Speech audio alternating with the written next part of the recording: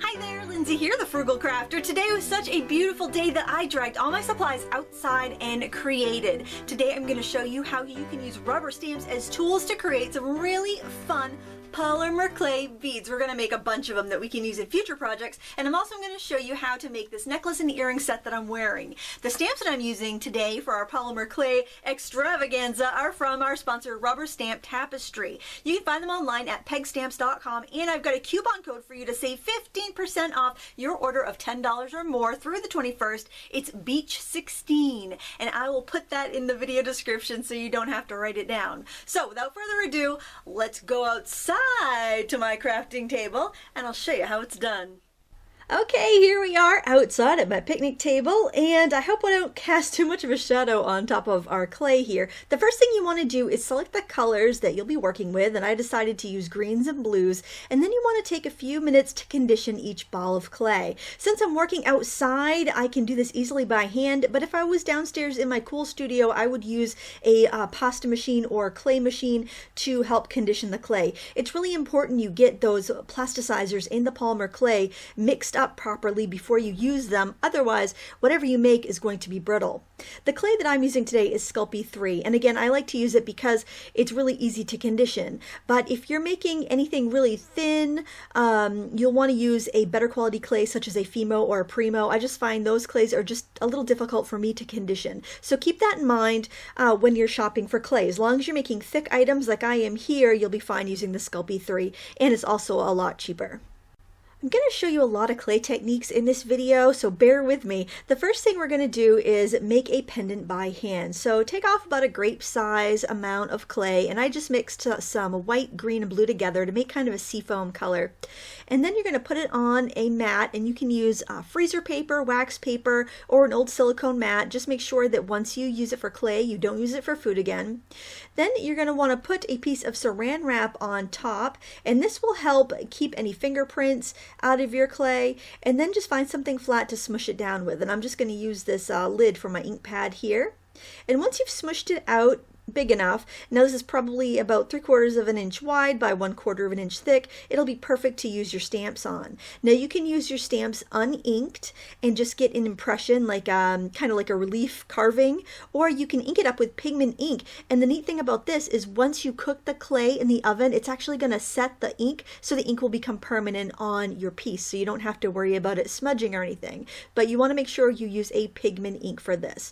This ink I'm using is actually, it's got 3 colors in one pad.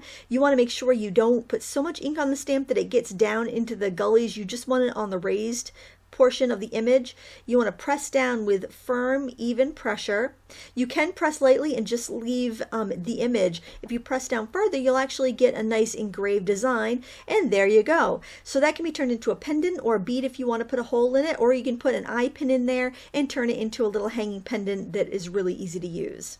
The next technique I want to share with you is how to use molds. Now, there are different kinds of molds available for polymer clay. There are soft molds that are flexible and hard molds that are rigid. I recommend getting flexible molds because it's easy to bend the mold and let the clay stay in the same shape while you pop it out. So after you press your clay into your mold, you want to use like a blade or a palette knife or this potter's tool just to scrape off the extra clay on the back, and you'll have a beautiful flat edge. Now, this mold is made from silicone, so I can actually bake the clay in this mold in my little toaster oven. If you're using a rubber mold, don't do this, or a plastic mold, don't do that. But if you have a silicone mold, it's perfectly fine to bake it in the mold. Now, this is a 2-part set where it has the little frames or little bezels, I guess, for the thing I just molded in the other frame. So all I have to do for this is just again press my clay into the design, making sure to get that clay down into the little lip that's all around the edge, and then I can either pop this in the fridge for a couple seconds to let the clay firm up and pop it out, or again I can bake it right in the mold here. So there is a couple different ways you can use molds. The great thing about baking it in the mold is that it keeps its shape perfectly well, but the downside is that if you bake it in the mold, then you can only make as many things as you have molds for at once. So by flexing the mold here, I can actually take it out of the mold without too much distortion so that I can make as many as I want to in one go. Again, I would have a little bit better result if I popped it in the freezer for a minute, but as you can see, it works pretty well just like this. And then I can stack that first piece I made right on top, and I can make a little charm that way. To make sure the clay sticks together well, I am pressing the two pieces together with a piece of saran wrap so I don't leave fingerprints. And now I'm going to use this sweet little turtle inked up with a silvery green pigment ink to stamp on top of the pendant. Just make sure that you don't press too hard because you don't want to transfer the outer round shape of the stamp or any of that ink that got on there by accident. As long as you press down with even pressure, you're going to be fine.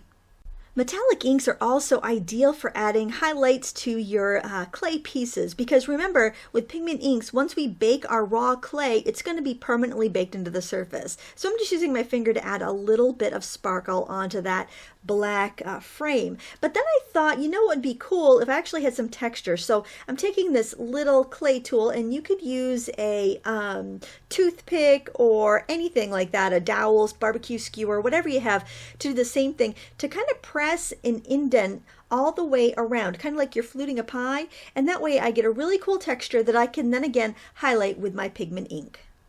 Another technique for making pendants is using cutters. Now you can use any small cookie cutters or fondant cutters that you already have or repurpose things from around the house, or you can actually buy tiny little clay cutters like I'm using here. Again, you want to start out by rolling a ball of clay, flattening it out, and then placing plastic wrap on top. That way when we cut down with the clay cutter, it's going to give us a nice rounded beveled edge, and we also won't get any fingerprints on it when we go to use it. Sometimes if you use just a plain cookie cutter without the plastic wrap, you get rough edges and it just doesn't look as nice. So there we go, we remove the excess and we've got two beautifully rounded domes there. Now I'm going to stamp this cute little crab on top. I'm just inking it up again with pigment ink. This time I'm using an earthy green and I'm just stamping straight down. Now I've got two perfect little matching discs that will be ideal for post earrings. Now let's look at a couple different ways that we can make beads. You can make beads all a solid color, or you can do some really fun marbleizing techniques with different shades of clay. Since I'm using these different shades of clay in my pendants, I thought it'd be fun to make some beads to match. So I'm just pulling off little bits of clay in the different colors I've been using, and I'm rolling them together in a rope or a snake type fashion. You can twist your rope so that you get more of an interesting marble, but just make sure you don't overmix because you don't want to have mud. The whole beauty of marbleizing is that you get to see all these different pretty strands of color. So the first way to show you to make beads is just to simply break off a piece of clay and roll it in your hands, and that will give you a nice round bead. And then you can simply let that firm up a bit on your table and then use a pin to poke a hole in it. The next way I want to show you is how to make an oval bead. So again, you want to start by rolling it in your hands so you have a circle, and then you're going to change your direction and roll it back and forth between your palms so it kind of flattens it out a little bit. So it's kind of like you're rolling a ball and then you're rolling a snake, and there you'll have a perfect little oval bead. And last, I want to show you how to roll a bicone bead. So you want to start off just like before, pulling off a bit of clay and rolling it into a ball between your hands. But this time, instead of shaping in your hands, you're actually going to roll one side on your mat on a nice flat surface, and then you're going to roll the other side on the flat surface using the tip of your finger. That's going to taper each end into a triangle, and you can even squish them together if you need to make them a little bit shorter, but that's how you get a bicone bead. I often find that when you stick your pin in to make the hole, it does shorten it up a little bit, compress it, and make it a little bit more professional looking. Another way to make beads is to use a tri-bead roller, and the nice thing about this product is you can make 3 different size beads, just like I showed you how to do by hand, but they'll all end up being perfectly symmetrical. So this device has 2 sides and a little plastic piece that goes into a channel on the edge, and this kind of keeps the 2 pieces together, because what happens is you snap the 2 parts together and you slide them back and forth, and that's what rolls your beads. And this gives you perfectly uniform beads, so it's kind of nice. This tool comes with a device for measuring your clay, but I find that it's really efficient to roll out a coil of clay about as thick as a pencil and then chop off pieces that are about as long as a pencil's eraser. Then you just put your clay in whatever channel you want, depending on the kind of bead that you want to make, and rub the channels back and forth a couple times, and you'll end up with a perfect bead. So here we have an oval one, and you can do the same thing for the bicones and the rounds. Here's how I make holes in my beads without distorting them. I gently hold them between my fingers and I use a needle tool in a screwing motion to kind of twist in and out of the beads. Watch again. Simply place the needle tool in the bead, but make sure you're always kind of twisting it like a drill when you put the needle through, back and forth through the bead. That way you'll keep that round shape and you'll have a nice hole on either side. It's important to let your clay rest before you try to put a hole in a bead, otherwise you may crush or distort the bead. I like to let it just sit on my table for a few minutes to firm up. If your room is warm, you can even pop it in the freezer for a few minutes so it gets nice and firm. This last bead idea is really fun because it's kind of mixed media. You can use clay on any metal surface. It's really fantastic stuff. So what I have here is some clay that had kind of got over mixed, so it's kind of an icky, it was a marbleized turquoise color, but now it's just kind of an icky brown, and that bead I didn't like very much, so I'm going to add that into my scrap mix. So what I'm using this clay for is basically filler. So what I'm doing is rolling it into a rope, and I'm going to press it in the gully of this bobbin here, and this is just a sewing bobbin. I got a bunch of these in bulk off eBay a couple years ago, and they're really fun for mixed media projects. Now I'm grabbing all the colors that I've used so far in the other beads and making another marbleized rope, just the same way I did before I made my rolled beads. Now I'm going to wrap that pretty marbled rope around the bobbin, covering up the ugly scrap clay and then just smoothing down the seam. And now I'm simply pressing little balls of gold clay to the edge, kind of around in a pattern to make a cute little polka dot embellishment. If you want, you could use the bead just like this and actually put your cord or string right through that center hole, but I thought it would be kind of fun if it hung flat like this, and then I can embellish the front. So what I'm going to do is just take some of this mixed kind of seafoamy green color. I have about as much as like a blueberry's worth or a large pea size of clay there, and I'm just rolling it up, and then I'm going to place it on the bobbin, covering up that hole in the center.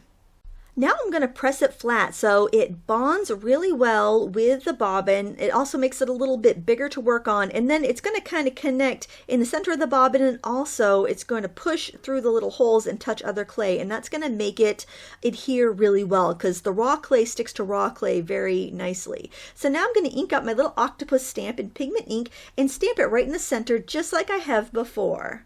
Try to keep a firm, straight pressure when you are stamping so you don't distort the image. Although if you did find that you kind of smooshed it out a little bit, you can use your finger to push the clay and push the image back in place too.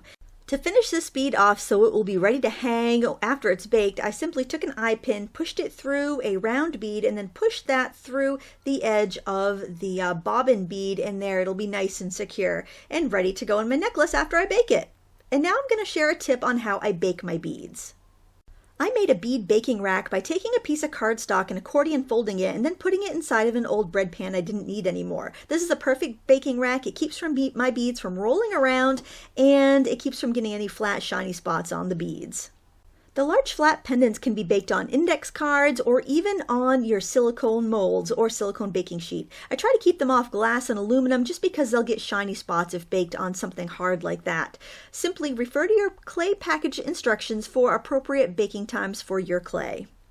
I baked my clay at 275 degrees in my toaster oven for 15 minutes. Make sure you set a timer when you're working with clay so you don't overbake it. Also, make sure that your oven is accurate, either by using a thermometer or baking a few test pieces and recording your results. I actually took a Sharpie and made a mark on the dial of my toaster oven so I know exactly how long to cook it for and at what temperature. This is mica powder. I had dusted that green pendant there with the powder before I baked it, and baking it made it permanent, so it has a beautiful luster. If you want to add that effect after, you can actually mix it with a little bit of matte acrylic varnish, and it will do the same thing, except you might end up with a little bit of a more of a sheen to it. I think it works great either way. Just make sure you use an acrylic varnish and not like an oil-based spray sealer, or your pieces will become sticky a few weeks down the road. That happened to me once, and I learned my lesson. Now let's start making the jewelry. I began by pulling a bunch of beads together that I thought would look nice, but then I decided to simplify. I found this beaded chain in my stash, and I thought that would be perfect for a multi-strand necklace. Luckily, I had enough chain to make a multi-strand necklace, so I folded it in half and added a toggle to one end.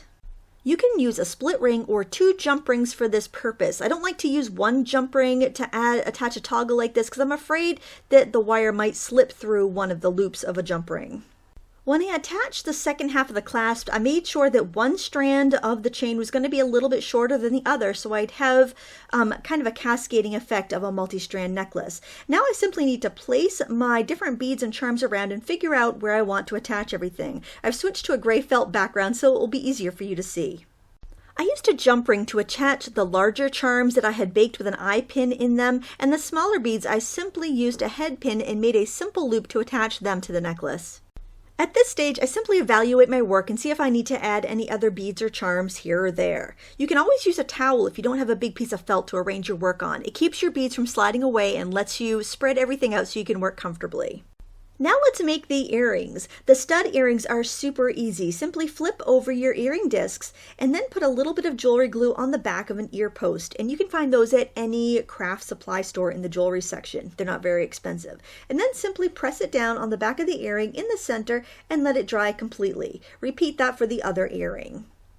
Before I baked the beads for the dangle earrings, I stuck an eye pin down through a regular round bead and the one I stamped with the crab to make it really easy for when it was time to make the earrings. Then I simply opened up the wire on a fish hook earring, just opened up that loop with my pliers, and then twisted it shut, and the earrings were done. Just repeat that for the other earring and you're all set.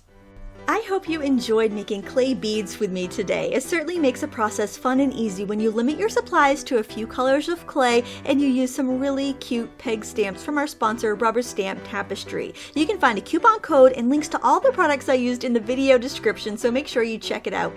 Thank you so much for watching. If you like this tutorial, please give it a thumbs up and subscribe. Until next time, happy crafting!